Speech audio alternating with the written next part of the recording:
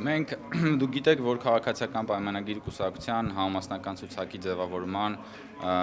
նախընտրական քարոզարշավի համար ենք մեկնում մարզեր վարչապետի գլխավորությամբ, բայց մենք նաև համադրում ենք մեր քաղաքացիների հետ շփմամբ մեր այցերը եւ ես կարծում եմ, որ այդ քննադատությունը տեղին չի միայն այն պատճառով, օրինակ, որ վարչապետը գրեթե ամեն ամիս եթե ոչ ամեն ամիս, ապա պարբերականությունը շատ հաճախ լինում է մարզերում, շփվում է մեր քաղաքացիների հետ։ Մենք որպես խմբակցություն տարբեր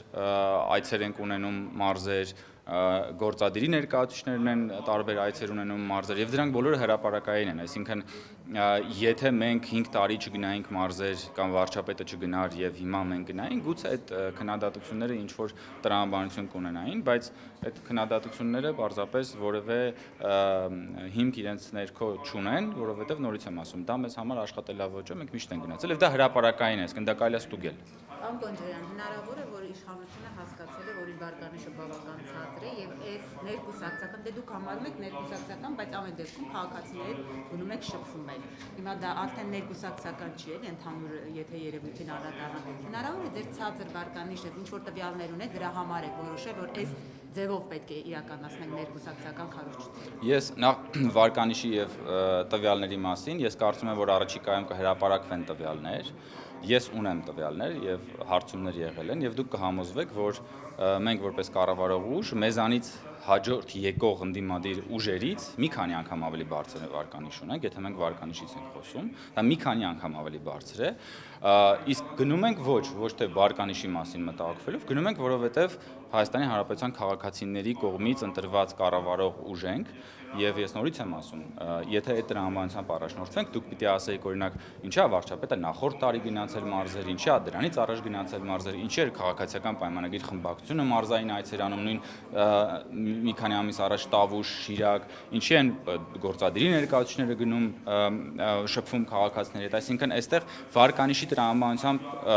մտածելը ես հասկանում եմ, որ քաղաքական հակառակորդները ցանկանում են այդ կերպ մեկնաբանել, բայց ոչ, այդպես չի, որովհետեւ մենք մեր ժողովրդի հետ մշտապես կապի մեջ ենք։ Երբ որ ասում եք տվյալներ ունեք, դուք ամերիկյան հարցումների մասին եք խոսում, որոնք որ կարծես թե չեք ուզում հրապարակել, ասում են թաքցնում եք, ինչն է այս։ Ես չգիտեմ, թե դուք որ հարցման մասին եք, դրանք հարցումներ են, որոնք որ կազմակերպված են, որոնց մասին որ այստեղ եք են։ Կազմակերպված են անկախ ընկերությունների կողմից, մենք եթե շատ ուզենանք էլ չենք կարող որևէ մեկին արգելել իրենց իրականացրած հարցումները հրապարակել։ Ես կարծում եմ ասել օրինակ, ձեր ասելով բարձր է։ Մյուս ուժերը առաջին ընդդիմադիր ուժը ո՞րն է, երկրորդը ո՞րն է ըստ այդ հարցման։ Ըստ էության նոր ձևավորվող ռուսաստանցի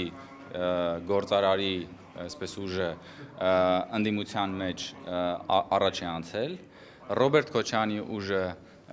շատ դժվար բաների մեջ է, ուրեմն տվայտանքների մեջ է, որովհետև շատ մեծ է ռիսկը, որ ըստ այդ հարցումների շատ մեծ է ռիսկը, որ մնա նշաձողի տակ եւ չկարողանա անցնել խորհրդարան։ Օրինակ հանրապետականը, որ հայտարարում է, որ հիմա իրանք սկսում են փողոցային պայքար, ինչի է դա հայտարարում հանրապետականը, որովհետև շատ լավ գիտի, որ եթե մասնակցի, կարող է հազիվ 1% էլ չհավաքի եւ վերջնականապես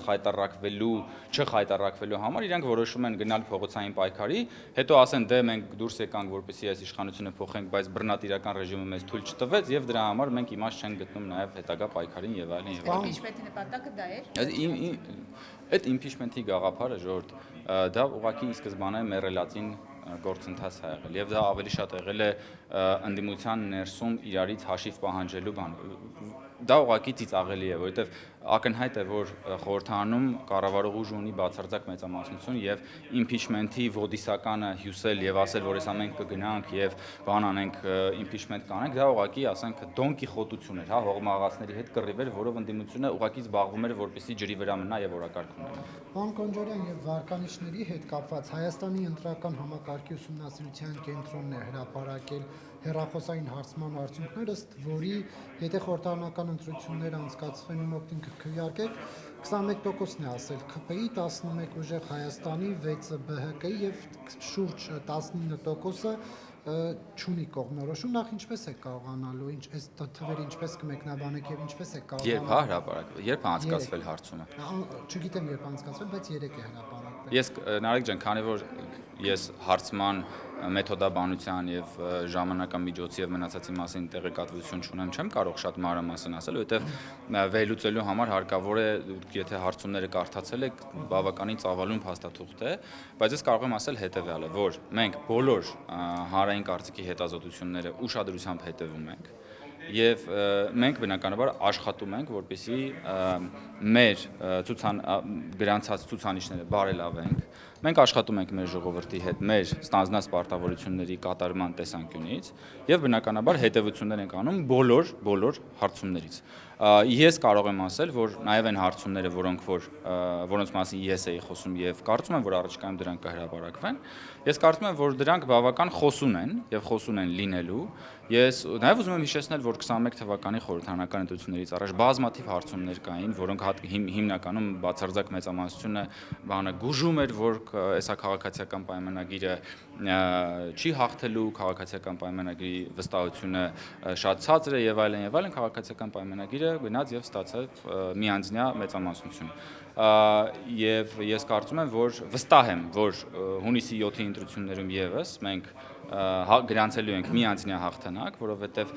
այն ցուցանիշները, որոնք մենք գրանցել ենք ընտրություններից 21 թվականի արտահերթ ընտրություններից հետո եւ հատկապես խաղաղության հաստատումը չափազանց մեծ հիմքեր են մեզ տալիս մտածելու, որ դա բերելու է հաղթանակի եւ բնականաբար մնացել է ընդամենը մի քանի ամիս դուք կտեսնեք։ Այս թեմայի հետ կապված ես որ մեկը տեք հարց տալ եւ այս հարցման շրջանակներում նշում են, որ վարչապետի գործունեությունը խիստ բացասական է գնահատում 32%, իսկ ընդհանուր դրական 36%, այսինքն այդ ընդհանուր դրականը կեսը բացարձակ դրական, կեսն է միջին, հա, մասսամբ դրական։ Ինչու եմ այս հարցերը տալիս, ճիշտ է դուք ասացիք, որ ծանոթ չեք, բայց այնուհանդերձ 3 ամբողջ իշխանական լրատվամիջոցները սա վերահրապարակում են, ըստ էության ցույց են տալիս իշխանությունը, որ հաշտ են այս թվերի հետ։ Հիմա դուք ինչպես եք օրինականել, որ 32%-ը, որ բացասական է Փաշինյանին վերաբերում, կարողանա ձեր կողմ դարձնել, թե չեք կարողանա։ Տեսեք, մենք մեր հանրապետության բոլոր քաղաքացիների հետ ենք աշխատելու։ Մենք մեր ուղերձները հղում ենք մեր հանրապետության բոլոր քաղաքացիներին, անկախ նրանից այդ քաղաքացիները մեր ընտրողներն են, մեր ընտրողները չեն, մեզանից գոհ են, մեզանից դժգոհ են։ Բնականաբար նրանք, ովքեր որ մեզանից դժգոհ են, մենք իրենց հետ հավելյալ ջանք են գործադրում, որպեսզի մեր ուղերձները ավելի հասկանալի լինին նրանց համար։ Իսկ թե ինչպես ենք մենք համոզելու, մենք համոզում ենք մեր աշխատանքով, մենք համոզելու ենք քարոզարշավի ընթացքում, որովհետև քարոզարշավը դրա համար է։ Մենք համոզելու ենք մեր քաղաքական ծրագրերը ներկայացնելով եւ ես նաեւ մեր մարզային այցերից կարող եմ վստահաբար ասել, որ մեր եւ ժողովրդի մեջ կա շատ առողջ եւ բնական օրգանիկ երկխոսություն, խոսակցություն եւ ժողովուրդը մեզ շատ լավ հասկանում է եւ այդ այցերն ու այդ այցերի արդյունքները ինձ տալիս են այդ վստահությունը, որ մենք գնալու ենք եւ գրանցելու ենք հաղթանակ, որովհետեւ մեր հաղթանակից է կախված խաղաղության շարունակականությունը։ Մեր հաղթանակից է կախված, թե արդյոք այն process-ները, որ մենք սկսել ենք ապաշրջապակման, թրիփի, զարգացման տրամաբանության, էգզիստենցիալ գոյաբանական ճգնաժամից դուրս գալու եւ ի վերջո զարգացման հուն մտնելու, այս ամեն ինչը վստահաբար կախված է մեր հաղթանակից, շփոթեցնող չի, որովհետեւ մենք ենք այն քաղաքական ուժը, ներողություն, ես ասում եմ հիմնվելով այն ռետորաբանության վրա, որոնք որ արվում է հիմնական ընդդիմադիր ուժերի կողմից, որովհետեւ տեսեք, որովհետեւ իհարկե կոնտրպրոդուկտիվ է ընդդիմադիրների կողմից կանգնել եւ ասել, որ իրենք ուզում են պատերազմ եւ իրենք չեն ուզում խաղաղություն։ Այդպես չեն ասում, հո հիմար չեն, այդքան հիմար չեն։ Ասում են, որ չէ, իրենք էլ են ուզում խաղաղություն, բայց այնպեսի ներողություն, շատ լավ, արժանապատիվ խաղաղություն բոլորս ենք ուզում, ներողություն, մի րոպե, ես ձեր հարցին կպատասխանեմ, մի ընդհատեք, խնդրում եմ ինձ մի ընդհատեք, ժամանակ կլինի ձեր համար, ես ինչ եմ ասում, ընդդիմադիր ուժերը չեն ասում, որ իրենք դեմ են խաղաղությանը, բայց ըստ էության այնպիսի առաջարկներ են անում, որոնք որ քանդելու են խաղաղության ճարտարապետությունը։ Ներողություն, մի րոպե, եւ Նարեկ, մենք հիմա բանավիճում ենք, թե հարց ու պատասխանը։ Ձեր հարցը տվեք։ ավարտեք։ Իմ հարցը այդտեղն գուցե ընդդիմության առաջարկի իշխանության համար այսպես անիրական անալիզ իրենք կարողանան։ Շատ լավ, հարց եմ տալիս, շատ լավ։ Նաև դուք ինչ հարց եք տա, ոնց որ թե մոտ է։ Պիտի պատերազմում Ասեմ, հիմա տեսեք, ես հիմա բացատրում եմ, թե ընդդիմության գործողությունները ոնց կարող են հանգեցնել պատերազմի։ Մենք ասում ենք, որ Հայաստանի Հանրապետությունը պետք է սահմանազատվի, կա սահմանազատման հանձնաժողով, որը աշխատում է ներողություն, չեն ասում։ Դաշնակցության 004 շրջաբերականը, որը որ հայտնի է արդեն, շրջաբերականի մեջ հստակ նշվում է, որ Հայաստանի շահերից չի բխում ունենալ սահմանազատված սահման։ Սահմանազատման գործընթացը, երբ որ մեկնարկեց Տավուշից, ընդդիմությունը Բագրատ Գալստանյանի առաջնորդությամբ դուրս էր եկել սահմանազատման գործընթացի դեմ եւ ամեն ինչ անում էր վիժեցնելու սահմանազատման գործընթացը։ Հիմա եկեք այս տրամաբանությամբ նայենք, եթե ընդդիմությունը, որը որ դեմ է Դաշնակցության 004 շրջաբերականով, որը Հայաստանի Հանրապետության այս պահին դե յուրե երկրորդ, խնդրում եմ, էլի թողեք ավարտեմ։ Երկրորդ ընդդիմադիր, առաջին ընդդիմադիր ուժն է, երկրորդ ուժն է խորհրդարանական։ Եթե այդ ուժը ասում է, որ ինքը դեմ է սահմանազատմանը, եթե այդ ուժը սահմանազատման process-ի ժամանակ դուրս է գալիս փողոց եւ փորձում է վիժեցնել սահմանազատման գործընթացը, եթե այդ ուժը գնում է մարզեր եւ մարդկանց ասում է, որ այս հողերը տալու են 16 միլիոնի ծրագրով տներ մի կառուցեք ու մարդկանց մի մասը շփոթմունքի մեջ ընկնելով իսկապես չի օգտվում այդ 16 միլիոնի ծրագրից, չնայած որ շատերն էլ հարյուրավորները ու հազարավորները օգտվում են։ Բա դա խաղաղության դեմ արշավ չի, բա դա պատերազմին չի մոտեցնում։ Հիմա ձեր հարցը, հիմա ձեր հարցը։ Դու մի շրջաբերական եք մեջտեղ բերում, որի մասին երգում են։ Գուցե ընդդիմության Ծառուկյանի, Քոչարյանի, Սամվել Կարապետյանի առաջարկը ԿՊ-ի համար անիրատեսական է, բայց իրանք գիտեն մեթոդները դա անելու եւ ձեր համար կարող իրենց ասածները վախ են առաջացնում, գուցե։ Անկեղծ գալիս են եւ փայլուն իրականացնում։ Անկեղծ ասած վախ չեն առաջացնում որևէ կերպ, մանավանդ օրինակ այնպիսի քաղաքական կոնցեպտներ լսելուց, ինչպիսին է օրինակ Նոյան տապան կառուցելը, ես իմ կարծիքով ինչպես 20%-ով է ժամ։ Տեսեք, դեղերի վերաբերյալ դեղերի մի զգալի մասը, որոնք որ հիմա ներկայացվում է առանձին մարդկանց կողմից, այդ դեղերի մի մասը արդեն մտնում է առողջապահության ապահովագրության մեջ։ Հասկանում եք, որ եւ դրա մասին ըստ նաեւ ֆակտ չեք եղավ ու շատերը դրա մասին ներկայացրեցին, որ այն դեղերը, որոնք որ ներկայացվում էին, որ իրենք էսա կգան եւ այդ դեղերը կեժանացնեն, այդ դեղերի մի զգալի մասը արդեն իսկ տրվում է անվճար առողջապահության ապահովագրության կողմից։ Այսօր մեր գործընկերը թիվ հնչեցրեց, որ միջև այս պահը առողջապահության ապահովագրության միջոցով 2 միլիարդ դրամից ավել դեղերի փոխհատուցում է տեղի ունեցել։ Դուք հասկանում եք դա ինչ է, դա մի քանի միլիոն դոլարի մասին է խոսում։ Դա նշանակում է, որ ընդամենը մի քանի ամիս առաջ տասնյակ հազարավոր մարդիկ, հատկապես թոշակառուներ, իրենց թոշակը ստանալով այդ 20,000 դրամը ամսական տանում էին դեղ էին առնում։ Այսօր մանավանդ 65+-ի համար առողջապահության ապահովագրության շնորհիվ մարդիկ իրենց այդ 20,000 դրամը դեղ չեն առնում, որովհետև պետությունը այդ գումարը տալիս է, իրենք այդ 20,000 դրամը տանում են այն ավելացված 10,000 դրամի հետ միասին իրենց ամբողջական թոշակի հետ ծախսում են իրենց այլ կարիքների համար։ Համեցեք ձեր հարցը։ Եթե ձեր նշած հարցումներով դուք սահմանադրական մեծամասնություն եք կազմելու, այս կատաղի պայքարը ընդդիմադիր ուժերի, Գյումրի 2 թույլ չտալու եւ չգիտեմ տարբեր այսպես բաներ մասին, ինչի մասին է, ինչու եք այդքան ջղաձգված, ինչու եք անհանգիստ, եթե ձեր սոցհարցումներով դա այսպես դուք մեծամասնություն Դե ամեն դեպքում ամեն ընդդիմադիր ուժերի վրա հարձակումները ակնհայտ է։ Ոնց են տալու Գյումրի 2 ռուսաստանցի օլիգարխ եւ այլն։ Այդ դա ինչու է։ Դա ջղաձգում է։ Ամեն դեպքում, եթե դուք ունեք Չէ, ինչ է նշանակում ջղաձգում։ Անհանգիստ եք, լավ։ Անհանգստությունը դա ջղաձգում չի։ Օրինակ դուք օրվա ընթացքում կարող եք մի քանի անգամ անհանգիստ լինեք։ Դուք օրվա ընթացքում մի քանի անգամ չեք ջղաձգվում։ Անհանգստություն ունեք։ Ինչի շուրջ։ Նայեք, դուք ասում եք հարցումներ ունեք, դուք մեծամասնություն եք կազմելու։ Հիմա, եթե դուք այդքան վստահ եք, որ սոցհարցումներով դուք 26-ին հաղթելու եք, ինչու դուք ձեր քարոզով չեք զբաղվում։ Զբաղվում ենք մեր քարոզով, ասում եք խեր գնեմ քարոզանը։ Ժամանակ անընդհատ երեք Արնե Սիմոնյանն ասում էր Գյումրի 2-ն ուզում անել, թույլ չենք։ Դա Ռոբերտ Քոչարյանն է ասել, Ալեն Սիմոնյանից առաջ չեք հիշում։ Ռոբերտ Քոչարյանը ասել է այո, չի բացառ։ Ասել է Ռոբերտ Քոչարյանը ընդդիմադիր ուժերի դիրքավորումների։ Դա բանոր ասում եք Ալեն Սիմոնյանն է ասում։ Չէ, Ալեն Սիմոնյանն ասում է թույլ չենք տալու։ Դե Ռոբերտ Քոչարյանն ասում է Գյումրի 2 սցենար կարող են լինել։ Գյումրի 2 սցենարը ինչ էր։ Գյումրի 2 սցենարի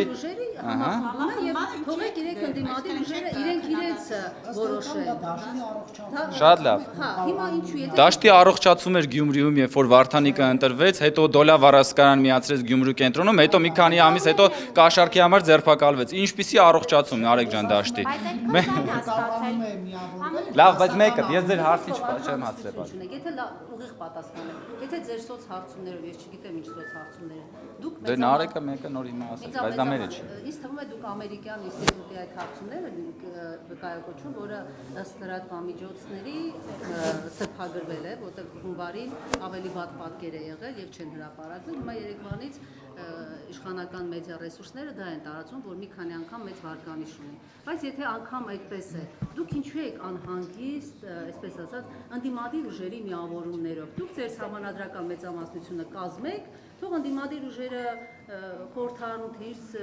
կոալիցիա կկազմեն, ինչպես կաշխատեն։ Ինչու է սա ձեզ անհանգիստ։ Տեսեք, ընդհանրապես քաղաքականությունը անհանգիստ գործունեություն է։ Քաղաքական դաշտը, իշխանություն, ընդդիմություն, բանավեճն ինքնին անհանգիստ բան է։ Ասենք ոչ մեկ հանգիստ չի բանավեճում, ասենց նիրվանայի մեջ ոչ մեկ չի բանում։ Բանավեճը անհանգիստ է։ Բայց տեսեք, քաղաքական բանավեճը նշանակում է, որ կողմերը իրար հետ բանավիճում են, երբեմն այդ բանավեճը կարող է ունենալ նաև քաղաքական սուր դրսևորումներ, եթե դա չի անցնում բարեկրթության սահմանները, դա ամեն ինչը նորմալ է։ Եվ դա մեր անհանգստության մասին չի։ Մենք ընդհանրապես անհանգստանում ենք մեր պետության ճակատագրի համար, եւ մենք թույլ չենք տալու, որ մեր երկիրը նորից հայտնվի մարդակերների իշխանության ձեռքին, նրանց ձեռքին, ովքեր որ տասնամյակներով երկիրը ներողություն, նրանք ովքեր որ թույլ տվեք շարունակեմ։ Մենք թույլ չենք տալու, որ մեր երկիրը նորից հայտնվի մարդակերների իշխանության ձեռքին, ովքեր տասնամյակներ շարունակ արյունարբու բորենիների պես թալանել են ժողովրդից, կուտակել են հարյուրավոր միլիոն դոլարների հարստություն, ովքեր որ ունեզրկել են մարդկանց, ովքեր պանդխտացրել են մարդկանց, ովքեր որ դատարկել են Հայաստանի Հանրապետությունը, վերջին Հայաստանի առաջին 3 նախագահների օրոք Հայաստանից 1 միլիոն մարդ անվերադարձ հեռացել է։ Մենք թույլ չենք տալու այդ շրջանակների վերադարձի իշխանության։ Ինչպես չենք թույլ տալու, լսեցի որ հարց հնչեց, թույլ չենք տալու ժողովրդավարական ճանապարհով գնալով եւ հաղթանակ գրանցելով մեր ժողովրդի հետ, որովհետեւ մեր որովհետև քաղաքացիական պայմանագրի հաղթանակը Հայաստանի Հանրապետության ժողովրդի հաղթանակն է եւ այդ ժողովրդի հաղթանակը գրանցվելու է հունիսի 7-ին։ Ռոբերտ Քոչյանի իշխանության օրոք հիշում եք, քանի հատ քաղաքական սպանություններ են տեղի ունենում։ Ով էր ասում։ Դա Արթուր Խաչատրյանն է ասում Վագրերի գծով Արթուր Խաչատրյանին։ Պարոն Կոնջորյան, Բայց ձեր հարցը չեն թողում տվեք։ Դուք անընդհատ քննադատում եք Գյումրի 2-ը, պարոն Կոնջորյան։ Արմատ մեդիան։ Արմատ մեդիան պատկանում է բանին, ռուսաստանցի օլիգարխին։ Երբ որ դուք անընդհատ սիվիկը հարցնա, կներես։ Օրինակ եթե հիմա սիվիկը հարցնա, պիտի ասեք։ Հա, նորմալ է, թող կարող եք հանգիստ ասել։ Օրինակ TV5-ը պատկանում է ներողություն խիեք, բայց դուք քին կնեղվեցիք։ Բայց դուք քին նեղվեցիք։ Դուք էլ ձեր լրատվամիջոցը պատկանում է Ռոբերտ Քոչյանին։ Խնդիր կա։ Իհարկե, ինքը դուք չեք նեղվում, ինքն է նեղվում։ Ժպտալով արձագանքում եք, տեսեք։ Դուք անընդհատ քննադատում եք Գյումրի 2-ը, բայց չեք ասում ինչը բերեց Գյումրի 2-ին։ Երբ որ հավաքական ընդդիմությունը նույն դուք ընտրված քաղաքապետին հեգնանքով ասում եք Վարդանիկ, դրա բարեկրթությունը ո՞րն է, ասում եք բարեկրթության։ Վարդանիկը ինքն է իրան Վարդանիկ ասում։ Դե հիմա ինչ ասում։ Այսինքն իր ասածը բան նշանակություն չունի։ Այսինքն ընտրված քաղաքական գործչին դու ընտրված քաղաքական գործչի ասածը բանի տեղ չդնեք։ Չէ, բայց ընտրված քաղաքական գործիչն ինքը իր մասին ասում։ Ասել է։ Հրապարակային կա։ Հա, իհարկե վերջացրեք։ Վերացումն է, չէ, եթե դուք ասում եք մարդակեր են, SN-ն են, բայց այդ մարդիկ այդ հավաքական ընդդիմության են նախընտրել Գյումրիում օրինակ։ Ձեզանից նախընտրել են եւ հավաքական ընդդիմությունը ձեզ հաղթել է։ Այդտեղ բացասական ինչու է։ Ասեմ ոնց է, մի րոպե, ընդդիմությունը մեզ չի հաղթել, որովհետեւ մենք Գյումրիում ստացել ենք ամենաբարձր ձայները։ Ընդդիմադիր որոշ ուժեր, ներողություն, ընդդիմադիր որոշ ուժեր հանդես գալով այլ ծրագրով ի սկզբանե չասելով, որ իրենք հետո իրենց ձայնը տալու են Վարդան Ղուկասյանին, հետո վերջում գնացել են եւ այդ իրենց ձայները բոլորը բերել դրել են նույն սեղանի վրա։ Ընդ որում դրանով խաբելով սեփական ընտրողներին, որովհետեւ եթե ընդդիմադիր մյուս ուժերի ընտրողները իմանային, որ իրենք վերջում իրենց ձայնը տալու են Վարդանիկին, օրինակ Մարտուն Գրիգորյանի ընտրողները, եթե իմանային, որ Մարտուն Գրիգորյանը տանելու է ու վերջում իր քվեները դնելու է Վարդան Ղուկասյանի գրպանում, Մարտուն Գրիգորյանի ընտրողները երբեք ձեռները կտրես Մարտուն Գրիգորյանին չէին ընտրի։ Դուք եք ձեր ծրագիրը։ Հիմա ներողություն։ Ձեր ծրագիրը բացարձակապես այլ հունով է գնացել Արցախի մասին, չգիտեմ այնտեղ ինչերի մասին, որ ձեր ծրագիրը ամբողջությամբ բնականաբար նման պնդումը անհիմն է։ Մենք մեր ծրագրի վիթխարի մասը իրականացրել ենք, դեռ մի բան էլ ավել ենք իրականացրել, եթե մենք խոսում ենք օրինակ տնտեսական աճի տեմպերից, եթե մենք խոսում ենք ներողություն էլի։ Մենք Ղարաբաղի հարցով բազմիցս այդ հարցերին պատասխանել ենք, բայց տեսեք, լինելու են ընտրություններ, լինելու են ընդամենը մի քանի ամիս հետո լինելու են ընտրություններ եւ Հայաստանի Հանրապետության քաղաքացիները իրենց գնահատականը տալու են եւ մեր գործունեությանը եւ ընդդիմության գործունեությանը։ Եւ մենք այդ ժամանակ կխոսենք։ Բայց հիմա այնտեղ հարց։ Էլի կվերադառնամ ձեր, եթե ունենաք հարցեր։ Մեծ հեղինակություն ուներ։ Այս 7-8 ամիսների ընթացքում ինչու չհաջողվեց այսպես այս հակաեկեղեցական արշավի հաղթել։ Արդյոք սա որտեղ նայել է սա ցուցիչ, որ ինքը այլևս չունի այն հեղինակությունը, որի հետևից այսպես մարդիկ տանի եւ այլն, այս է ձեզ համար ներքին քննարկումներում այս հարցը ձեզ ուզում է, որ ամեն դեպքում նաեւ այս 7-8 ամիսների ընթացքում անհավանական այսպես ճնշումների, ածախաների ներքաշելով չհաջողեցիք այս պայքարում։ Սա ինչ է խոսում, ձեզ անհանգստացնում է, սա էլ է ձեզ անհանգստացնում։ Մեզ հաջողվել է թույլ չտալ հակաեկեղեցական արշավի հաղթանակը, որը որ սանձազերծել է Կտրիչ Ներսիսյանը։ Հայաստանում հակաեկեղեցական հայ առաքելական եկեղեցու դեմ ուղված հակաեկեղեցական արշավի պարագլուխը Կտրիչ Ներսիսյանն է, ով իր գործունեությամբ խախտելով բոլոր կանոնակարգերը սկսել է հակաեկեղեցական արշավ եւ շնորհիվ վարչապետի, շնորհիվ նաեւ այն բոլոր process-ների, որոնք որ տեղի են ունեցել, շնորհիվ եկեղեցու բարենորոգման օրակարգի, եկեղեցու առողջացման, մենք թույլ չենք տվել, որպեսզի Կտրիչ Ներսիսյանի հակաեկեղեցական արշավը հաջողության պսակվի եւ թույլ չենք տալու։ Իսկ եկեղեցու առողջացման գործընթացը դա կարծում եմ տևական process է։ Դա քաղաքական deadline-ներ չունի։ Կներեք, ասենք որևէ մեկը ինչ որ deadline-ն է հայտարարել։ Որևէ ով է հայտարարել deadline։ Որտեղ ինչ է ասել։ Մեծ հավաքը, որ միացում տեղ ունենալ, ասում են հոկտեմբերի տեղի։ Դմամ Նիկոլ Փաշինյանը որևէ deadline չի հայտարարել։ Նարեկ, չես լսում ինչ եմ ասում։ Որևէ deadline չի հայտարարվել եկեղեցու վերաբերյալ իրավիճակի հանգուցալուծման մասին կամ Կտրիչ Ներսիսյանի հեռացնելու մասին։ Ես ասում եմ հոգևոր։ Դե ես չեմ կարող։ Պետք է լիներ հոկտեմբեր-նոյեմբերին Էջմիածնի կենտրոնական հրապարակում եւ չեղավ։ Ես առնվազն մեկ deadline-ի խախտման դեպք այս բանը հիշեցի։ Ես ուրիշ հարցի էի պատասխանում։ Ինձ հարց էր տրվում, որ իբր ձախողել ենք հակաեկեղեցական։ Ես նախ ուզում եմ ասել, որ հակաեկեղեցական արշավ Հայաստանում սանձազերծել է միայն Կտրիչ Ներսիսյանը եւ մենք դա կասեցրել ենք, թույլ չենք տվել։ Հիմա ձեր հարցը։ Եվ Նոր Նախիջևանի թեմի առաջնորդը Եզրաս Ներսիսյանն է հայտարարություն արել, որ նա Ես գամ առաջ, օպերատորները խնդրում են գնալ առաջ։ ով դատավճիռ կայացնի կաթոլիկոսի դեմ, ասում են դրան ժողովուրդը կանիծի, ամբողջ տոհմին։ Եվ հետո ասում է ժամանակ է եկել, որ եկեղեցին միասնաբար ձայն բարձրացնի եւ մերկացնի իշխանությունների հակասահմանադրական գործողությունները, այն է իր բառերով ասած հարձակում է եկեղեցու վրա։ Չեք վախենում այս անեծքների տարափից, որովհետեւ վերջին շրջանում շատ է խոսում տոհմը եւ եկեղեցականներն են դրա մասին։ Դե եթե գիտեք, մենք միջնադարյան աշխարհում ապրեինք, գուցե այդ մարդիկ ինկվիզիցիայի խարույկների վրա, այսինքն այրեին բոլոր այլախոհներին կամ չգիտեմ բանադրանքի ենթարկեին, այրվող բանի կաթսաների մեջ մարդկանց վառեին, բարեբախտաբար մենք 21-րդ դարում ենք ապրում։ Եզրասը դա այն նույն անձնավորությունն է, որը ըստ հրապարակված թղթերի բանը չէ, KGB-ի գործակալ է եւ նաեւ համատեղության կարգով Կտրիչ Ներսիսյանի եղբայրն է։ Հիմա իրենք փաստորեն անցել են նաեւ անեծքի բանին, ռեժիմին, չնայած ես չեմ կարծում, որ անեծքի բանից ռեժիմից նրանք ընդհանրապես հրաժարվել էին, բայց Եզրաս Ներսիսյանի գործունեությունը ամենավառ ապացույցն է եւ ամեն անգամ երբ որ նա խոսում է, նա հերթական անգամ հիշեցնում է մեզ բոլորիս, թե հայ առաքելական եկեղեցին ինչպիսի այլանդակ հարձակման ներքո է եղել տասնամյակներ շարունակ, որ KGB-ի կողմից հավաքագրված անձը, որի եղբայրը նաև կաթողիկոս է եղել, ուրեմն հայ առաքելական եկեղեցին դրել են ահա այսպիսի իրավիճակի մեջ։ Եվ նրանք ինքնամերկացվում են շատ արագ տեմպերով,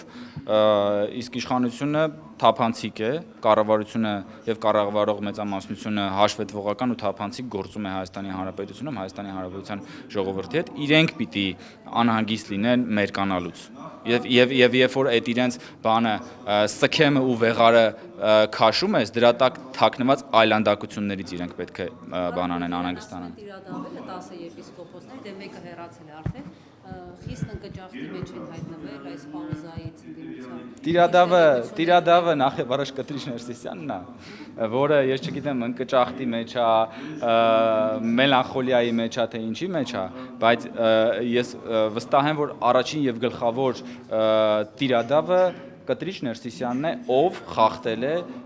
եկեղեցու Քրիստոսի առջև տրված ուխտը եւ դրանով դարձել է տիրադավ։ Այսինքն ինքը Տիրոջ առջև ուխտը խախտել եւ դարձել է տիրադավ։ Անկամ եթե դուք ճիշտ մտումներ եք անում, ամեն դեպքում չեք ուզում խոստովանել, որ ժողովուրդը չգնաց ձեր այդ օրակարգի հետևից, այն համարելով վտանգավոր, կեղծ եւ այլն։ Այս գոնե այս Ժողովուրդը, եթե դուք օրինակ մասնակցեք կամ տեսել եք երևի պատարակների հաճախելիությունը, ես ձեզ վստահեցնում եմ, որ վերջին ամիսներին Հայաստանի Հանրապետության ժողովուրդը շատ ավելի մեծ հավատով եւ ոգևորությամբ է այցելում պատարակներին, քան թե միջև այդ, որովհետեւ Կտրիչ Ներսիսյանի տիրադավ գործունեության արդյունքում տասնամյակներ շարունակ մարդիկ դուրս էին մղվել եկեղեցուց, որովհետև Կտրիչ Ներսիսյանի եւ Կտրիչ Ներսիսյանի, Սերժ Սարգսյանի եւ Ռոբերտ Քոչարյանի երրյակ դաշինքի արդյունքում եկեղեցին դարձել էր Ռոբերտ Քոչարյանի ենթաշտաբը։ Հիշում եք Աբովյան փողոցում Սուրբ Աննա եկեղեցին Բագրատ Գալստանյանի քաղաքական ճառերի թատերաբեմ էր դարձել։ Հիշում եք։ Փաշինյանի քաղաքական ճառերի թատերաբեմ էր վերջին։ Եվ նախագահ Չէր դարձել դա թատերաբեմ։ Ինչպես։ Չի դարձել։ Ես ձեզ հիշեցնում եմ այն դեպքերը, երբ որ մարդիկ նույնիսկ այդ ժամանակ, երբ որ Բարգատ Գալստանյանը ուրեմն դիրքավորվել էր Սուրբ Աննա եկեղեցում ու մարդիկ մտնում են եկեղեցի, հիշեք դեպքեր են եղել, երբ որ մարդկանց անհանդուրժողաբար դուրս են հրավիրել, հարձակվել են մարդկանց վրա։ Բա դա քրիստոնեական բաներ, գործունեություններ։ Այո, ես մասնակցում եմ պատարակներին, չեն վռնդում։ Բերանը փակ վռնդում են։ Մի խոսացեք եկեղեցում չի կարելի, թեքում հայոնում են։ Ովքեր են ասել։ Ինձ կասեք անուն ազգանունը, ես այդ մարդկանց հետ կխոսեմ։ Ուրիշ այլ հարցեր կան, համեցեք, այլ հարցեր։ ՊՊՑ ծառայողը փակեց հավատացյալի բերանը եւ ուրեմն հնարավոր է, որ տվյալ անձը խախտել է որոշակի անվտանգության կանոն, դրա համար դա տեղի է ունեցել։ Եթե խոսքը գնում է, տեսեք, եթե ՊՊՑ ներկայացուցիչը անում է որևէ գործողություն, ապա դա նշանակում է, որ որևէ կարգ խախտվել է եւ դրա համար դա տեղի է ունեցել։ Համեցեք։ Հակակոռուպցիոն կոմիտեի նախագահը ասաց, որ ձեր բնակարանի հետ կապված ուսումնասիրություն կա հակակոռուպցիոնում, դուք ինչ որ տեղեկություններ եք, ինչ փուլում ա հասել, ինչ։ Ես տեղյակ չեմ, ես գիտեմ, որ մամուլի մի քանի միջոցներ կեղծ եւ ակնհայտ ուրեմն զրպարտիչ տեղեկություններ փորձեցին հայտնել այդ մասով եւ բնականաբար ուրախ եմ, որ գործընթաց կա, հետո այդ գործընթացը բնականաբար կհանգի այն եզրակացության, որ ամեն ինչ գտնվել է օրինականության սահմաններում եւ դրանով հերթական անգամ fake news-ը կջախջախվի, որովհետեւ ես դրա մասին նաեւ մանրամասն գրառում եմ արել, երբ որ հրապարակվեց այսպես կոչված բանը, հետազոտությունը, հետաքննությունը եւ ես դրա մասին ուրեմն հրապարակումներ արել եմ եւ վստահ եմ, որ եթե կա քննություն, ես տեղյակ չէի քննությունից, եթե կա քննություն, ես միայն ուրախ եմ։ Թող հրապարակեն արդյունքները եւ դրանից հետո շատ ավելի ջերմեռանդությամբ առաջարկում եմ, որ fake news-ը շարունակի սեփական հիմարությունների բանը։ Ձեզ չի կանչել, որևիցե հարց չի տվել։ Ինձ որևէ բան չեն, ես որևէ տեղ չգիտեմ, կարծում եմ, որ իրենք ուսումնասիրում են ընդհանուր այդ կառուցապատողի գործունեությունը եւ այլն։ Ամեն ինչ եղել է հրապարակային, ժողովուրդ ջան, եւ ես նաեւ հրապարակել եմ փաստաթուղթ եմ հրապարակել կադաստրի կոմիտեից հարցումով, որտեղ որ ակնհայտ երևում է, որ այդտեղ գնված բոլոր բնականների մի մասը ընդհանրապես վաճառվել է իմ գնից ավելի էժան, մեծ մասը վաճառվել է նույն գնով, որ ես գնել եմ, ընդ որում ես գնել եմ 20 տարի ժամկետով հիպոթեկով 2024 թվականին։ Երբ որ ես տեսնում եմ, որ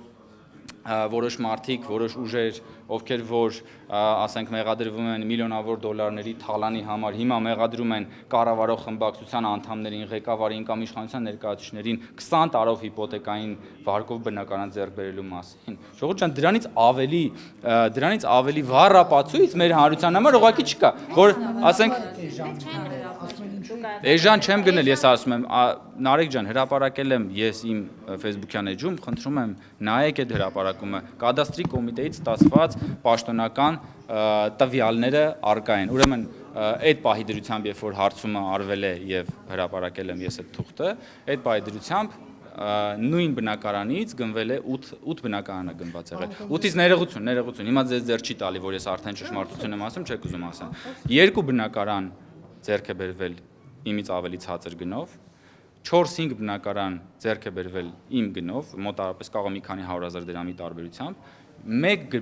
եւ ընդամենը 1 բնակարան ձեռք է բերվել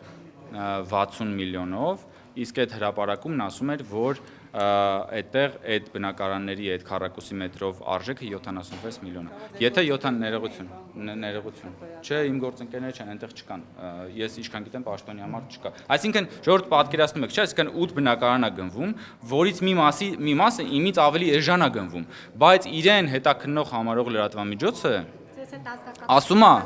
է, մի րոպե, ասում է, որ ես գնել եմ տուն, որը պետք է լիներ 76 միլիոնով, այնինչ ես գնել եմ 54 միլիոնով հիպոթեկով։ Հետո բացում եք, տեսնում եք, որ մարդիկ կան, այդ նույն բնակարանից, այդ նույն բանով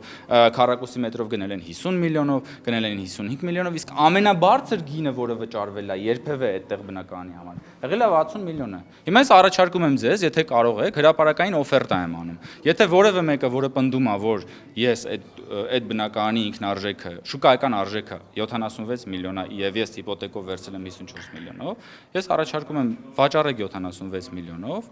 եւ այն տարբերությունը ես նվիրում եմ ձեզ, եթե կարող եք վաճառել։ Պետք է որ ձեզնից բացատրություններ պահանջի։ Նույն այդ կադաստրի տեղեկանքը Ես այդ ժամանակ ես կադաստրի տեղեկանքը ինքս չեմ վերցրած եղել, որովհետեւ դրա կարիք չեմ ունեցել։ Մի րոպե, իսկ հետքին, չէ, մի րոպե, հետքը ինքը որպես հետաքննող լրատվամիջոց, ինքը կարող էր հանգիստ դիմել կադաստրի կոմիտե, որովհետեւ եթե հետաքննության նպատակը, տեսեք, եթե ոչ, լրատվամիջոցը կարող է դիմել եւ ստանալ համապատասխան փաստաթղթեր։ Եթե լրատվամիջոցի նպատակը ոչ թե զրպարտությունն է, այլ օբյեկտիվ քննություն իրականացնելը, ինքը մի քանի աղբյուրից փորձում է ճշտել։ Կամ ասենք ժողովուրդ, եթե դուք գնում եք տուն առնելու,